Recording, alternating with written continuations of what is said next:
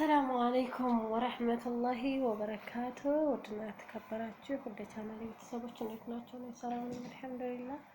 በያላችሁበት የአላህ ረህመት እዝነት አንድነት ፍቅር አይለያችሁ። ወዳችሁ ፈዳችሁ ለምትከታተሉኝ እህት ወንድሞች ጀዛኩሙላህ ኸይር። ኢንሻአላህ ሰብስክራይብ አድርጉ፣ ላይክ ሼር አድርጉ፣ አበረታቱኝ።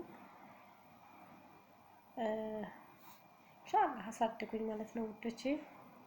ኢንሻአላህ ነገ ከቻላችሁ ጾሙ፣ ካልቻላችሁ ደግሞ ለሚጾሙት አስታውሱ።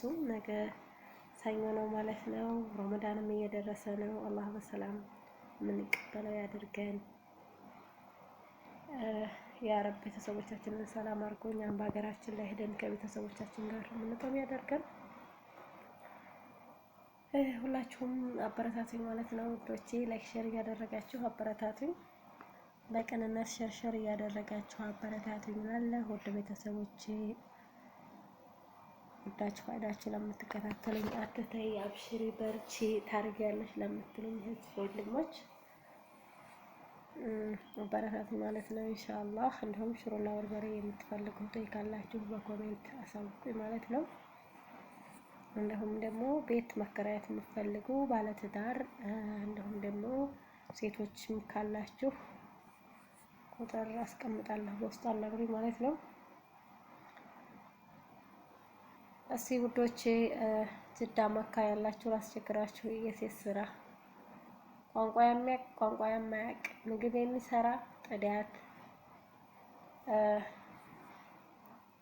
ስራ ፈልጉ ማለት ነው። ላስቸግራችሁ ስራ ፈልጉ።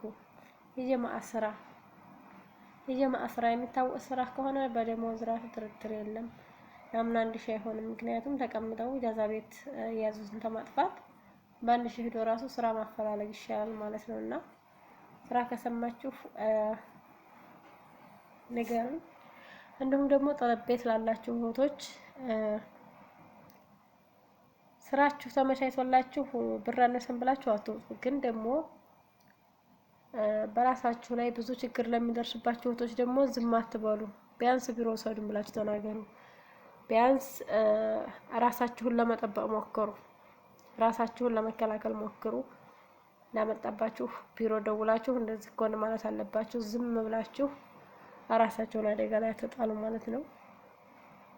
ያው የኛ ሀገር ቢሮ እንኳን ብዙ ፍትህ አይሰጡም። ግን ቢሆንም እንደዚህ ባሎቻቸው የሚያስቸግሯችሁ ከሆናችሁ መጨናነቅ ሳይሆን መፍትሄው ወደ ቢሮ መደወል ነው ወይ ደግሞ አውጥቶ መውጣት ነው። አቤት ውስጥ ሆናችሁ እየተጨናነቃችሁ ጭንቀት እንትን ተማለት ይሄ ሁለት አንዱ ነው። ወይ ቢሮ ደውሎ የመጣችሁበት ቢሮ መፍትሄ መስጠት ነው፣ ወይም ደግሞ ትቶ መውጣት። መጨናነቅ ወይም ለሴትዮዋ ነገር ምናምን ለምትሉት ይሄ ሁለት መፍትሄ አይደለም።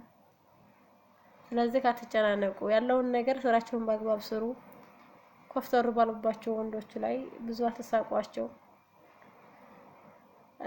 ስለዚህ ራሳችሁን ለማስከበር ሞክሩ። እናንተ ህጋዊ ናችሁ፣ ህገወጥ አይደላችሁም።